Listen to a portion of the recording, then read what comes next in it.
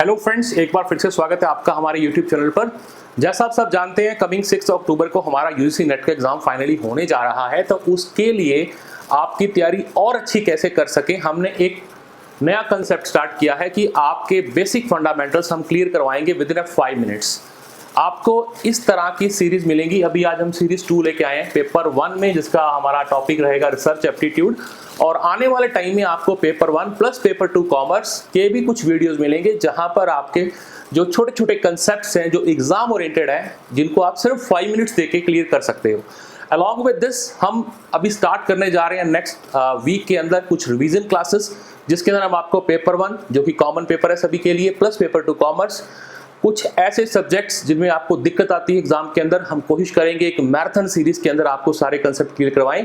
और अगर कोई कैंडिडेट ऑनलाइन एडमिशन लेना चाहता है तो हमारा एडमिशन प्रोसेस ऑन है और हम एक बड़ा ही हैवी डिस्काउंट ऑफर कर रहे हैं, जो सिर्फ अपना अक्टूबर अटेम्प्ट के लिए वैलिड है। तो without any wastage of time, just contact on the number given in the description box और अपना जेआरएफ सिक्योर करें। तो चलिए हम शुरुआत करते हैं। जैसे मैंने कहा, रिसर्च के अंदर हमने इसको देखने के लिए, आप समझने के लिए पहले सीरीज 1 पे भी जाएं आप, जहां पर मैंने बात की थी टाइप्स ऑफ वेरिएबल की। उसी को कंटिन्यू करता हूं। मैं आपको 2 ऐसे वेरिएबल बताऊंगा जो रेयरली आपने पढ़े होंगे बुक्स पे, बट एग्जाम में आपने क्वेश्चन जरूर देखे होंगे। तो इसके अंदर आ जाता है हमारा इंटरवीनिंग वेरिएबल। इंटरवीन करना, दखल अंदाजी करना, वजह बनना। कैसे? कहता साहब, these are also called as a mediator variables. तो क्या बोलते हैं? Mediator variables. They establish the link किसके बीच? Between two variables. 2 वेरिएबल कौन से थे? एक है इंडिपेंडेंट वेरिएबल, जिसको मैंने बोला है आईवी, और एक है डिपेंडेंट वेरिएबल। इन दोनों के बारे में लास्ट सीरीज में बता चुका हूं, वहां पर आप जाके देख सकते हैं। तो इंटरवीनिंग वेरिएबल क्या करता है? इन दोनों वेरिएबल्स के बीच मीडिएट करता है। So these are the variables affects another variable. इनको समझने के लिए मैं एग्जांपल देता हूं आपको। सी, हम सब जानते हैं smoking is a cancer. Smoking करने से क्या होता है? रीजन फॉर किसका है? लंग कैंसर का। बट अगर लंग कैंसर की हम बात करते हैं तो ऐसा तो नहीं ना आज स्मोकिंग की लंग कैंसर आज होगा। उसके बीच का मीडिएटर प्रोसेस क्या है? That is tissue damage.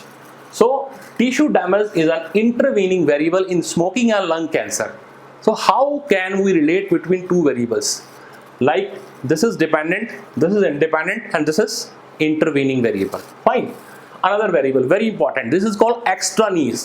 Extraneous means ऐसे वेरिएबल जिनका रिसर्चर के पास कोई कंट्रोल नहीं है। तो पढ़ के देखते हैं। कहता in real life situation there can be many factors that may affect the outcome. They also affect the dependent variable, although these are not manipulated by the researcher. Researcher इनको manipulate नहीं करता, बट हमारे outcome को ये affect करते हैं। कैसे करते हैं थोड़ा और जानते हैं। हम ये कह सकते हैं दे में मास्क, इसके अंदर between the independent and dependent, यानी एक मास्क पहन रखा, आपको पता नहीं चलेगा कि इंडिपेंडेंट वेरिएबल की वजह से ही डिपेंडेंट में चेंज आ रहा है या बीच में कुछ और भी है। तो और वो एक्स्ट्रा क्या है? वो ये वेरिएबल है।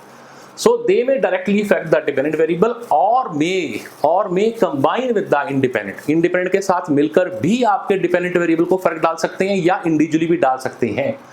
तो हम ये कह सकते हैं they are the real reason for an outcome instead of an independent variable. इसीलिए इनका एक और नाम याद रखना, this is called confounding variables, because it has confused, और उनमें से it has confounded the relationship between the independent and dependent variables.